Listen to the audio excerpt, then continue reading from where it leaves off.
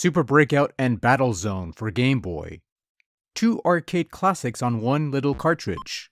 One is your classic ball and bat game normally played with an analog paddle knob controller thing converted to use the digital pad, and the other is your vector-based tank game where you move around and blow up other tanks.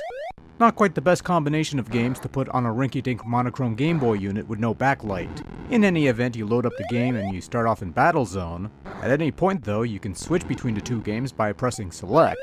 This being Game Boy, there's obviously no such thing as save states, so be mindful if you decide to switch games. Before digging into Battlezone, let's just get Super Breakout out of the way because that's one of the games included here, and really, Super Breakout is so much of an afterthought it's not even funny as far as I'm concerned at least. Your only controls in Super Breakout is using left and right on the D-pad to move your paddle, and that's it. There's no way to control the speed of the paddle in order to gain some semblance of precision handling, just one speed and that's it. You do have 4 modes of play, your standard breakout, your cavity, your progressive, and your doubles, but nothing to alter the control setup. It's somewhat playable if you could put up with the limited D-pad controls, but for those who want more precise control in their breakout games, you have much more viable options on the Game Boy, like Alleyway. For what it's worth, it's a fairly simplistic looking game, much like its arcade original, but one that looks fine on the vanilla Game Boy. And the sound effects are near accurate representations of the arcade original sounds. Again, if you get adapted to digital control setup, it's somewhat tolerable, but otherwise, not so much.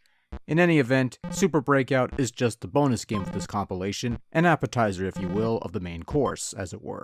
Because on the flip side, you have Battlezone, the vector-based arcade title where you drive a tank around a field and have to destroy other enemy tanks and drones before they do you in. And give credit where it's due, Battlezone looks the part, managing to recreate the vector-based style of the game when it could have gone for a more sprite-based look, similar to what was done on the Atari VCS.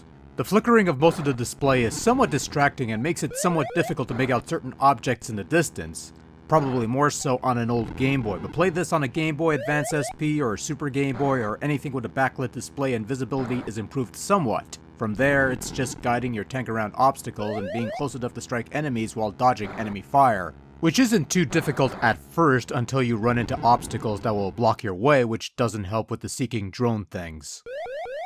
Aside from that, sounds alright. Control is fairly functional and works about as well as it could on the Game Boy. The game does run a bit slow, that's to be expected, it's a tank after all, and the movement isn't quite the smoothest around, but it never gets to the point of being completely unplayable, and the game is consistent in speed. There's no drop in slowdown or anything like that, so it's quite nice and straightforward and functional and stuff. This is a case where a game that shouldn't work on the hardware running it works well enough, and while it may never be the most ideal way of playing Battlezone on the go, it does work, and that's the key thing here. The Super Breakout Battlezone compilation cart has Super Game Boy enhanced features, basically amounting to special arcade cabinet borders and basic color palettes to make the game somewhat more colorful and somewhat resembling their arcade originals. There's a bit of a load time when you switch games, mostly due to the switching of the game borders, but this only applies when you're playing it on the Super Game Boy. On any other Game Boy device, notably the Game Boy Player, switching games is quick and easy. It only takes about a second.